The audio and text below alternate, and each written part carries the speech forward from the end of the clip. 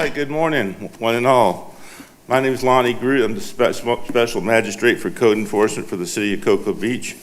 And we're here today to hear the cases on the agenda for September 10th, today. Before we begin, are there any changes to the agenda? Nope, no changes. Okay, so no one gets to leave early or anything like that.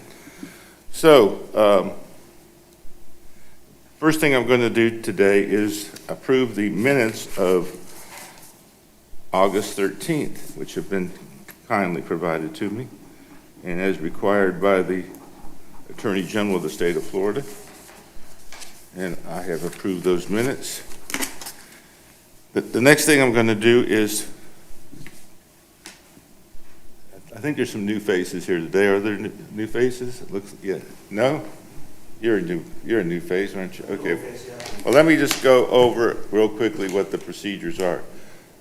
Today we're going to hold quasi-judicial hearings, which means they're like a judicial hearing.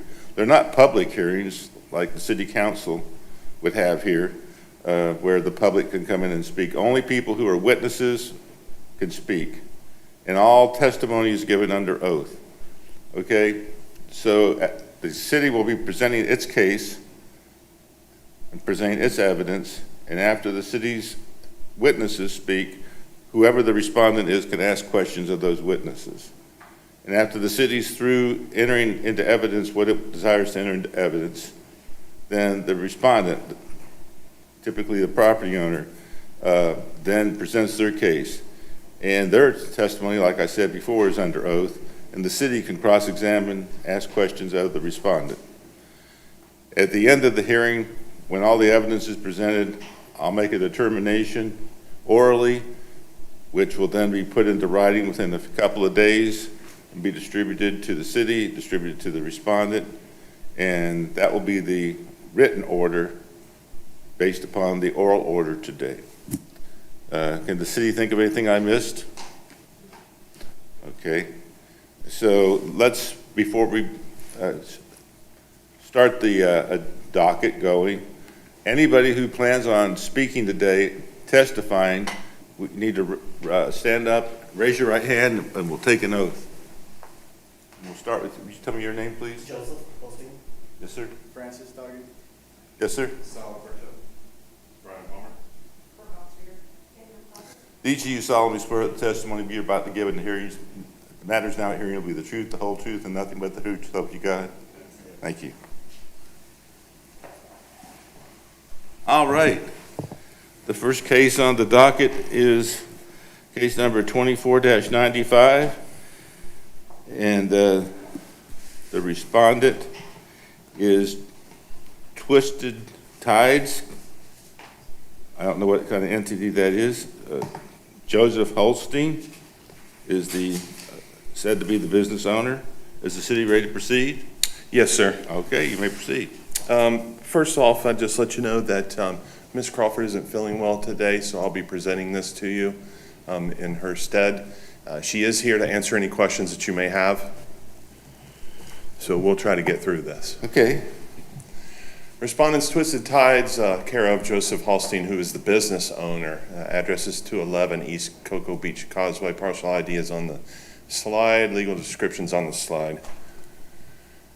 On May 14th of 2025, the Special Magistrate yourself found the respondent in violation of Section 13-2, license permit required, Section 5-04, prohibited signs, Section 6-4, permits, Section 19-40, general requirements, Section 19-32, regulations, Section 19-43, existing gravity grease and interceptor design installation requirements, Section 19-50, best management practices and accidental discharge prevention. On May 14th, 2025, yourself put into order that the respondent pay the $250 fine that was issued to him via citation for not obtaining the business tax receipt in a timely manner. The respondent was ordered to correct all violations by June 13th, 2025. If compliance was not achieved by that date, a fine in the amount of $100 for the first day of noncompliance and $200 for every day of subsequent noncompliance will be imposed. As of September 9th of 2025, the respondent has corrected the following violations: Section 19-40, Section 19-32, Section 19-50, and Section 6-4. As of September 9th, 2025, the respondent has not corrected the following violations: the Section 13-2 license and permit, BTR has not been obtained yet. Section 5-04 prohibited signs, all flag signs are still present, they have not been removed. Section 19-43 existing gravity grease interceptor design installation grease tank has not been approved by the utilities department. This is a picture of the flags outside that were there in July 18th, and that's September 9th. The flags are still there. Now, can I? Absolutely. Under the city code, I don't recall, are those defined as flags, or are they defined as banners, or what are they defined as? They are banner flags, I believe. Okay, I believe, okay. but they're specifically under the prohibited I got list you. and signs. I'm just curious. Yeah. We do have a property representative here. He is actually the property owner, not the business owner, if I'm correct. Correct. Okay, he would like to speak on his behalf. Okay. Do you have any questions of the city at this time? Yeah, because he's saying that you said that we had to have everything by June something, and I didn't see no notification about that. That if you guys had a hearing. And you're asking the. Yeah, I'm Okay. asking him because he said in June, I had everything done by June, but you had a hearing before that. 1 second, please.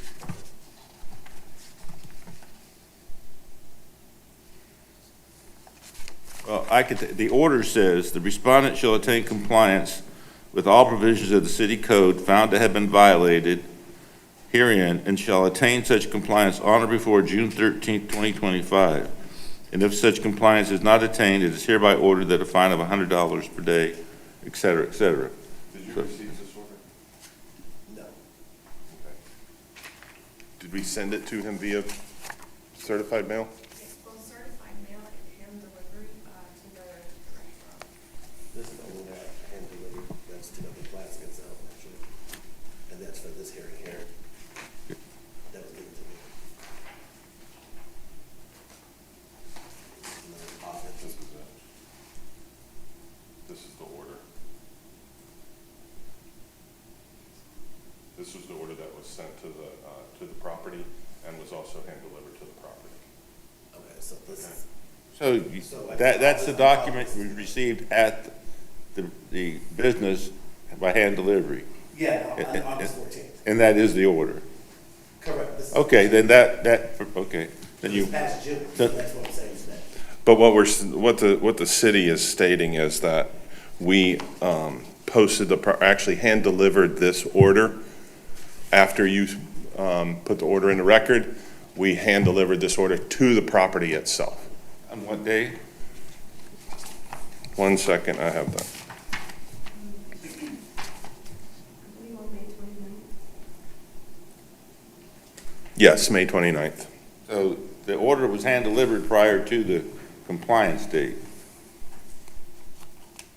You agree with that? Well, I'm not gonna, she delivered it, I'm not gonna say. Can you come up here? Sue? Thank you. If she delivered, I'm not gonna say she did or didn't, I just don't recall receiving it. But you have, But this is from August 14th, is what I'm saying. okay. Well, So it has everything in it, but, you don't have any evidence showing that the order wasn't delivered prior to? no, I'm not Okay, denying it. Okay. So, okay, go ahead then. For the Do you have BTR, any other questions of the city? You want to make the statement? it's in regards to the BTR.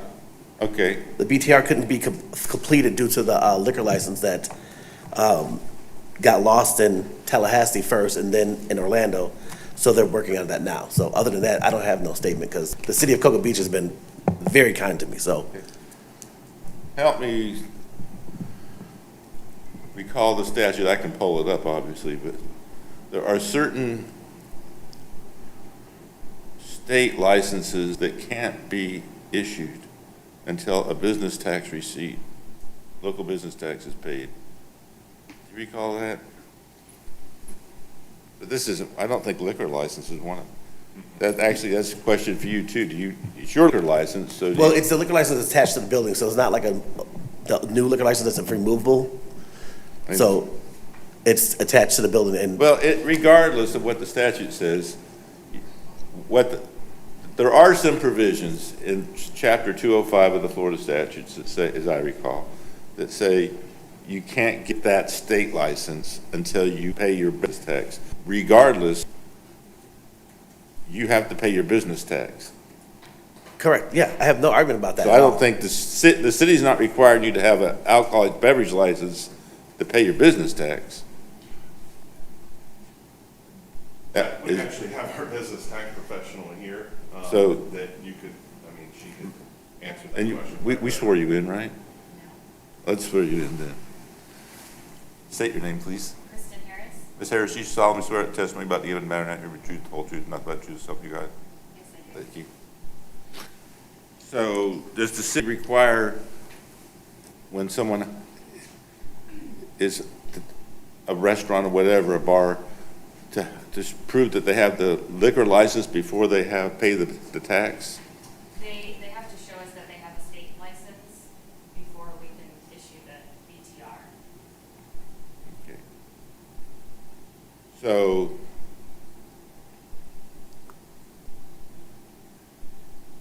in this case, if he doesn't have the liquor license, he can't pay the business tax. Well, he can, he paid tax, but the document only issued, we do ask to see proof of the state license. But the BTR is really just a receipt that you paid the tax. Correct. So has he paid it? No, I have No. not. Also, if I could interject, the reason why the BTR hasn't been issued is because of both fire department and utilities haven't been able to approve their portions of the BTR because he hasn't been able to successfully pass a fire inspection or a utilities inspection. Okay, I got you there too. And I'm not criticizing the city in any way, shape, or form, but I have been a local government attorney since '85, good Lord.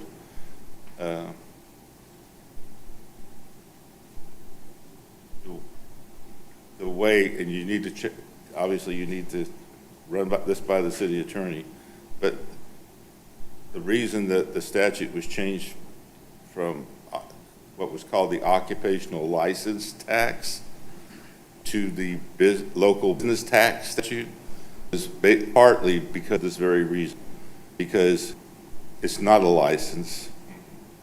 And actually, some contractors used to use that as a scam, I'll say it, because they would have on their truck, licensed and insured.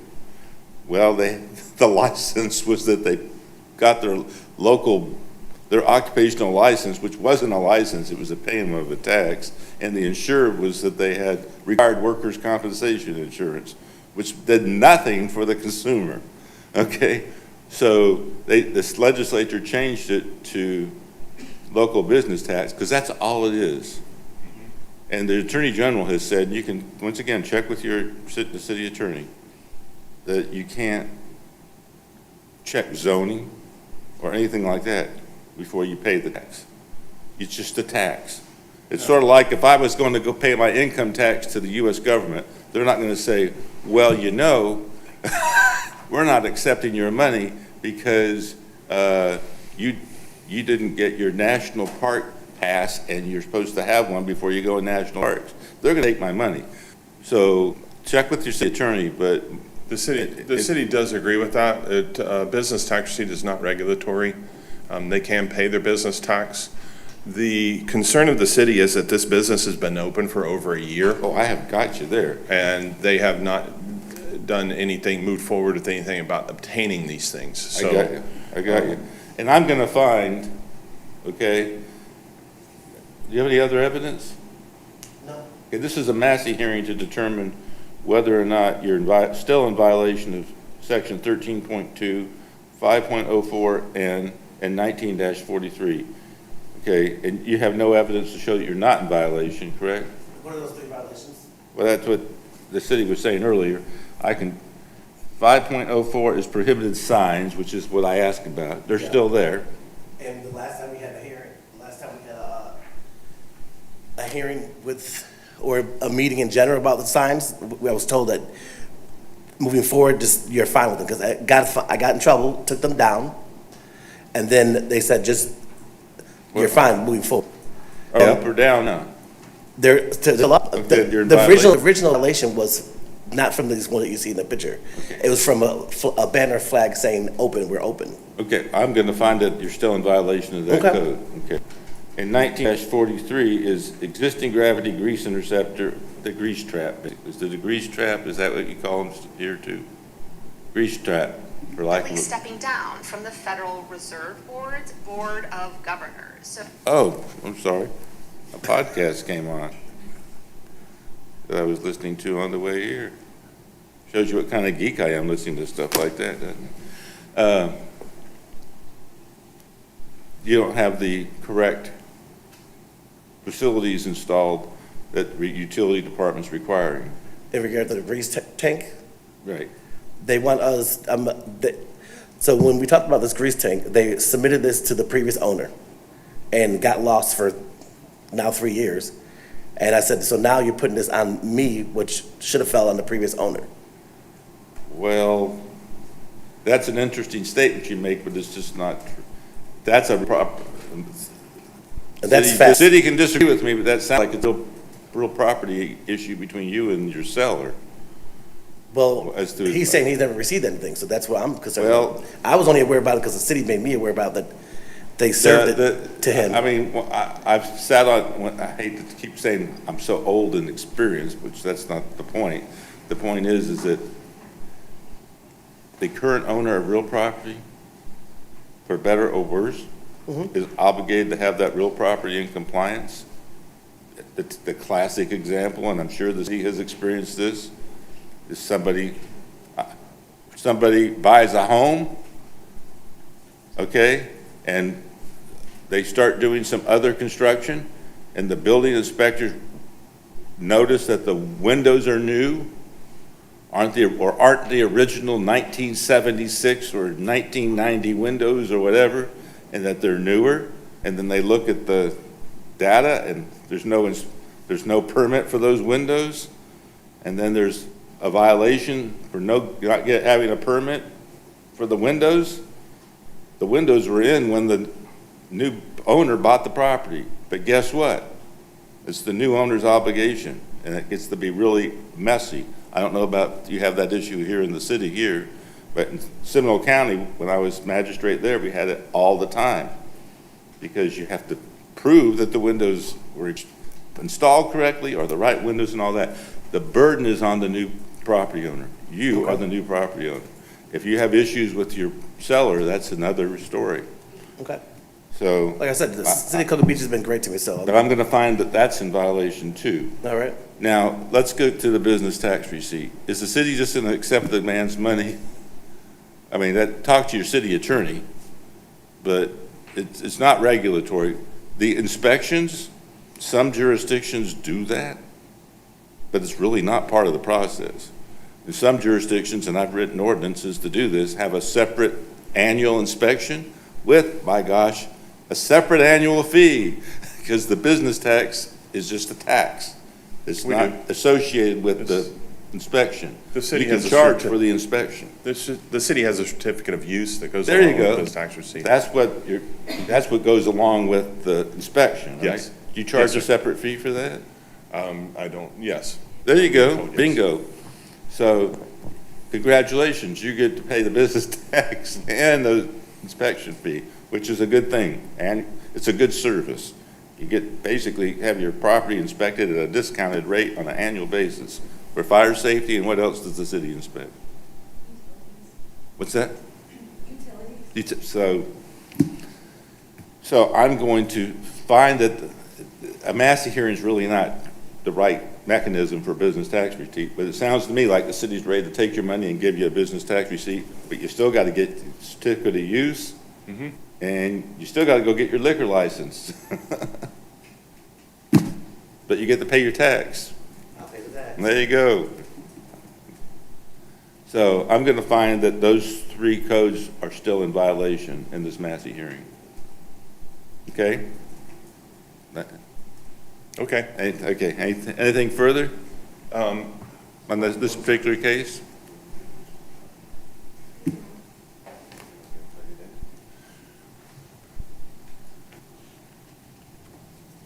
Our original recommendation would be to lien the property.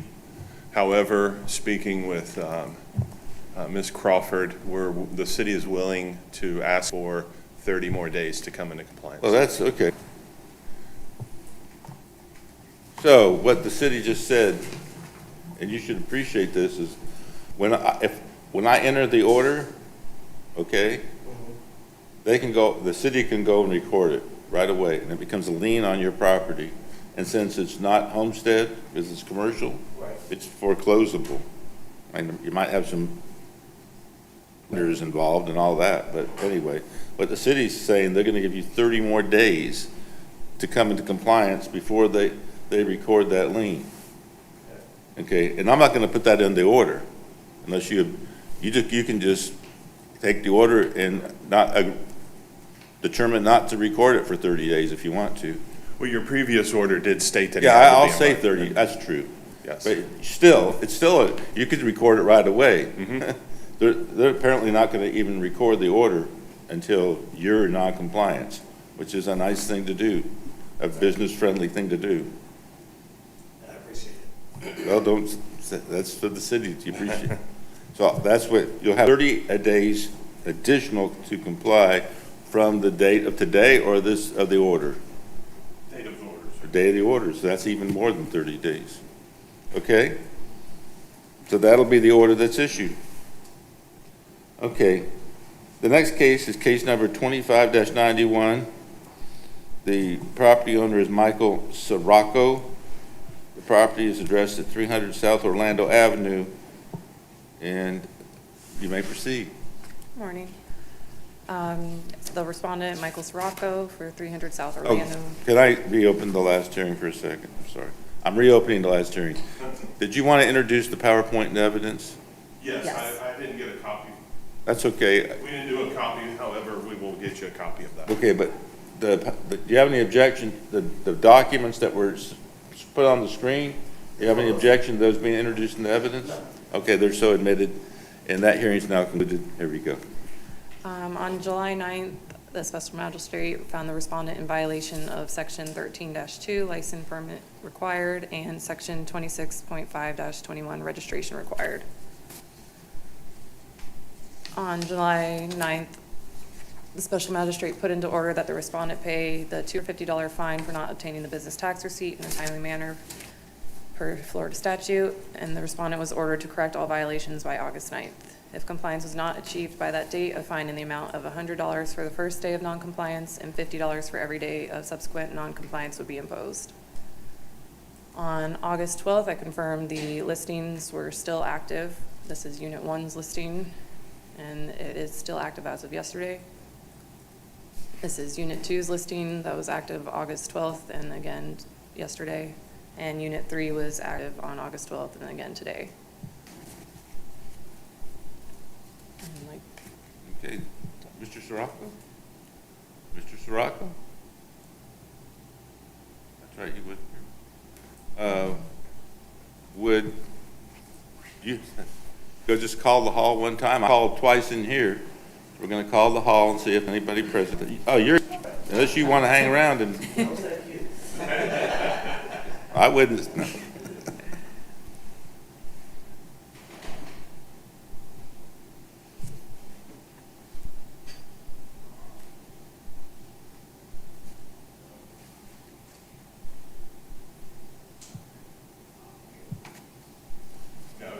Okay, we've called the hall, so the respondent, although having an opportunity, he's been noticed, correct? yes. Although having an opportunity to attend and present evidence is apparently determined not to, and is not in attendance, you may proceed. Based on the testimony and evidence presented at this hearing, staff respectfully requests the magistrate find the respondent in violation of the magistrate's order and impose a fine of $100 for the first day of noncompliance and $50 every day Thereafter, retroactive back to August 12th until compliance is confirmed by the code officer.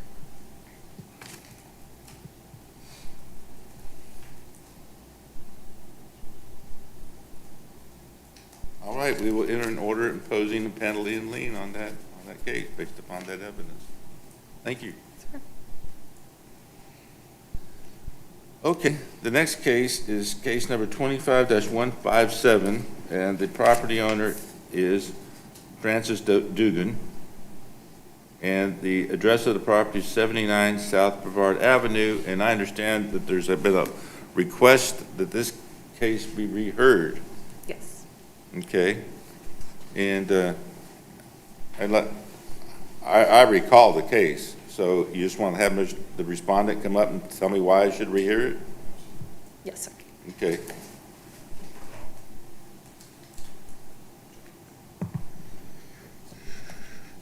Good morning, Special Magistrate. My name is Francis Duggan, owner of 79 I'm South. sorry, I mispronounced your name. No, Duggan. no problem. I'm here requesting a rehearing. The last hearing, the city alleged violations under 3 sections of the code.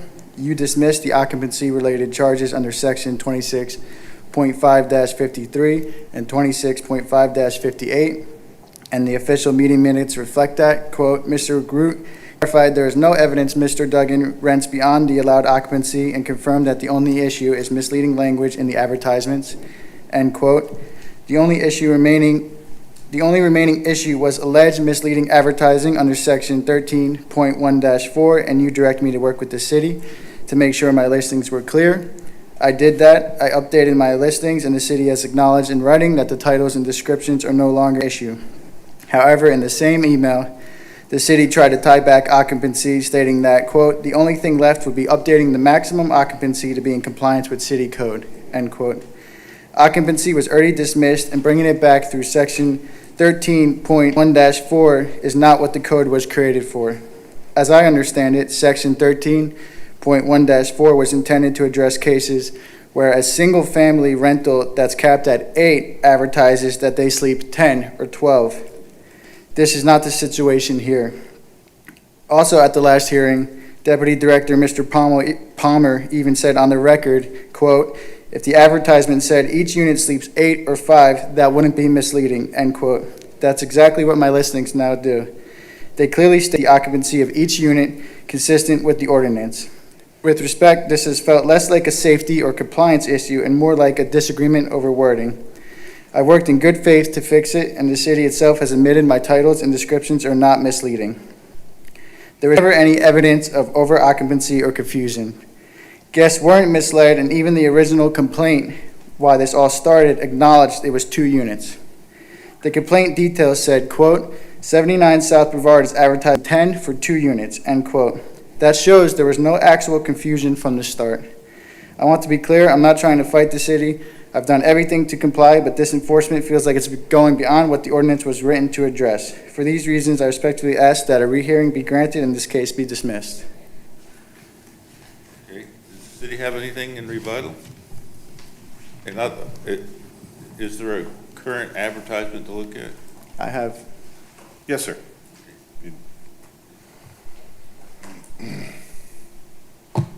This is just one of them. We have them all. This is the current listing.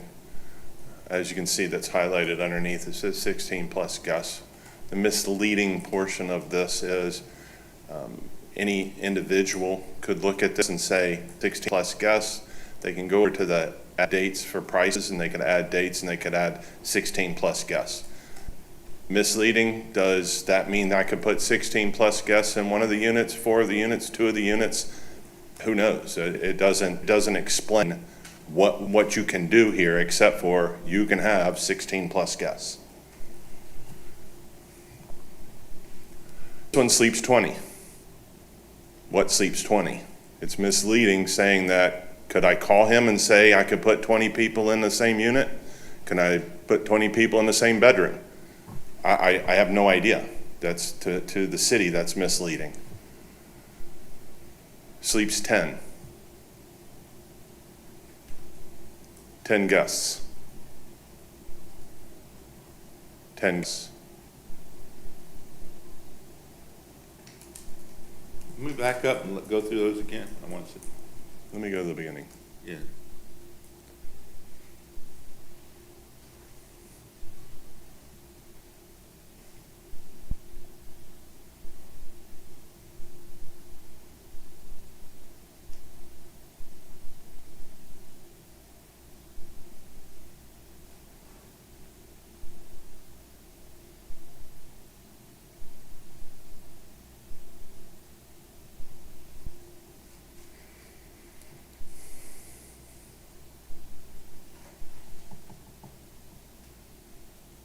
That makes no sense, that one, doesn't it? 4 units, each sleeps 5, then you got 16 guests down there. 4 times 5 is 20, right? Yes. So it's, But, I mean, and yes, I mean, that's mislead just in its fact that if I'm reading the top like you just did, and I add up everything, definitely or- now makes me, as a reader, say, what's the 16 apply to? and And over so, here, I don't have to say how, okay, good, can we go to the next one? Mhm. 4, 2, each sleep. So now you got 4. Ignore the bedrooms for a second, but 4 times 5, now you're at 20. It's still ambiguous what you're talking about, right? But at least that, go ahead, the next one, please. 2 bedrooms, 2, each sleeps 2 times 10, 5 is 10. Okay.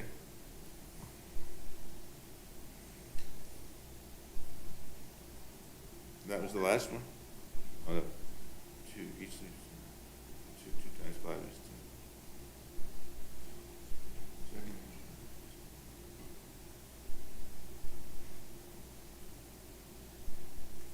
But when you check availability, you're checking for a unit, right? that's, once again, when you go into availability, you put in the guests, like on the very first one, I went in, I put in the availability, I put in 16, it went to 16 plus guests, I put in 2 dates. It said reserve this unit for $3,000. Which unit? I don't know, it just said reserve, I'm sorry, I what I mean. apologize. It didn't say reserve this unit, it said reserve for, and it gave me a price. I had no idea what unit I was reserving, if I was reserving every one of them, I don't know. Well, that in itself is misleading, because are you reserving 1? Are you reserving 2? There's 2 advertised. It's not clear that you're, let's say, entire unit, well, the rental unit is in Cocoa Beach, but it doesn't say that you're renting the entire rental unit. So aside from the numbers, it's ambiguous and misleading about what you're renting. And you're right that you're talking about language, but that is what misleading is about, language. And I see the city's point about how this is misleading, not just in terms of the number of potential people staying there, but just generally misleading about what you're renting.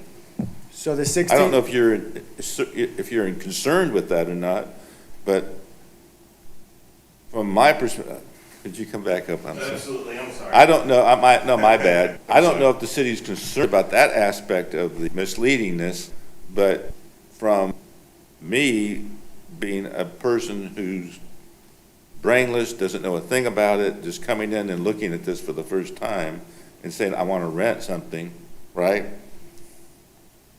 I put check-in date, check-out date, and I put for this one 5. Am I renting both units or am I renting just one? I put 20. If I put 10, still, what am I renting? 1 unit? 2 units? It's not clear. That's misleading. Can somebody else put in the same thing? And can I put in September 16th through September 17th, 5 guests? Somebody else come in and put September 16th to September 17th, 5 guests, and we each get a separate unit? I have no idea I because don't it either. doesn't, the ad doesn't inform us how, or inform the renter what they're renting for. It says there's 2 units, says it sleeps 5, and then it says 10 guests. When you go in, I do know for the very first one, I didn't do them all, but I did for this one, put in dates, a check date and a checkout date, and then I've been 16 plus guests. I got you. And unless there's more to it than these particular pages show, where are the bedrooms, where are the beds? That's misleading. Because there was one of them that said 5 beds. Go back. I think there's 2 units. I thought I saw one that said, there it is. 4 bedrooms, 5 beds. Where are the beds? I would assume that 3 are in one and 2 are in another, but I don't know that. Yeah. So you're right. The issue is thirds. That's the inherent issue with misleading our words. And I see the city's point about these still being misleading. They're clearly ambiguous. The city's asserting that that ambiguity is misleading. I agree with that. Because as a consumer, I'm looking at this and I could be misled as a person of, although my wife disagrees, normal intelligence. You know, I don't know what I'm getting. So, I have something else to say. So this is part of the advertisement. I have the full advertisement. There's a whole description that clearly outlines each unit and how they're separated. For 16 plus guests, and that's because on Airbnb, once you get 16 or more, it caps it and goes to 16 plus. I'm legally allowed to have 6 in each unit. I'm never overstating that. But there is more to advertisements than just this, and this, like we said, clearly states in the title, 2 bedroom units. Each sleeps 5, so a total of 10 guests we can have. Okay, And I can show you, You discussed this with the city? Yeah, they said everything fine, they just want me to lower the occupancy to 8, I believe, but I'm allowed to have more than 8 in 2 units. In 2 units? And that's what I'm advertising, 2 units, it's right in the title. It's also in the descriptions. There's more to the advertisement if you scroll down, that's a screenshot of the top. Does the city agree that the additional text clarifies the headings, for lack of a better word? What's misleading is you're looking at what we're looking at. An individual comes on here, they look at this right here, they put in their dates, and they go to 16, well, this one, 10 guests, and they go 16. That's what's misleading, is the fact that you can rent. I have no idea what I'm renting. It says, you know, for the very first one, I didn't do it for this one, I can do it for all of them though, but for the very first one, you're renting, it says, I think it says 4 units. Okay, I don't know I'm renting 4 units. When I go on here, I'm renting, right here is where I rent from. I mean, I could read all the, you know, the rest of the whole, but below what he's saying that, you know, explains it all. I could also read all of the people that have put in comments on it to see how good it is and everything to that effect. Where's the amount? When do you see the amount? Amount from? The charge, when you check. Once you put in the dates and you put in the amount of people. That's typical, isn't it? And then once it changes from availability to reserve. Okay. But it allows you to put in that many guests. No, It doesn't say- I've got a full grasp now. Yeah, it doesn't say like 8, you know, guests and, you know, for a unit. I'm going to deny the motion for rehearing, and I think there's a way to work this language out between you and the city. So the city's stating if you read half the advertisement, it could be misleading, but if you read half of any advertisement, couldn't it be misleading? And I also rent these individual units out. This is just an option for guests to book multiple units on one listing. The city would have to go after every hotel in Cocoa Beach, because you can go on multiple websites put in 20 people, and hotels come up. And I don't think they're putting 20 people in one hotel room. It's common industry practice. And there's no life safety issue. And again, this all started from a complaint of a lady who puts in hundreds of complaints. And in her complaint, it said 79 South Brevard is advertising 10 for 2 units. So she understood it was this listing is renting for 2 units in this case. Well, first I'm going to deny the motion. I can tell you, you need to work with the city on the language. I But can that's also what tell I'm- you, I can also tell you that since having done code enforcement since 1985, again, the deal of look at my neighbor's lawn, or look at my neighbor's house, or look at my neighbor's rental, never works. It does, just like, I have never been caught for speeding. I didn't say I'd never been sped, but had I been caught speeding, I can assure you, I could sit there and say, well, Mr. Highway Patrolman, what about that car going by and that car going by? Well, they're writing me the ticket, and that doesn't work. And the legislature changed the law to say now do you get to know who your complainant is, so at least you get to know who your complainant is, because in the old days, you could do it anonymously. And to the point where what she said, it doesn't matter, because I can tell you there's numerous occasions when someone complains about, I don't know if this is true in this city or not, someone complains about an unpermitted window, go back to that. And son of a gun, when the county or city goes out to inspect unpermitted window that the neighbor complained about, guess what they find? A septic tank violation, or a unpermitted electrical work and all that. And the city's not bound to what the neighbor claimed about. That's where I'm going. The city can look and say, oh, that neighbor said that, we went and looked at. So the one thing I want to do to fix it, where it's called 10 guests, they want me to put 8 guests. But in 2 units, I'm allowed 12 guests. So the city, to correct this issue, is wanting me to under-advertise my units. I'm allowed more than 10 guests. I'm actually advertising for less than what the code allows me. And that seems the only issue with the city at this point is what's circled there, 10 guests. Well, I recommend that you work with the city, and I'm going to deny the motion. I have tried, but the only issue is changing the guests, and they want me to advertise less than what I'm even I think allowed to. there's ways to crack this egg, and I recommend that you work with the city. That's the decision in this case. Is there anything further to come before the special magistrate today? Yes, real quick, sir, your last order gave him, actually, there's a stay once he does ask for a rehearing.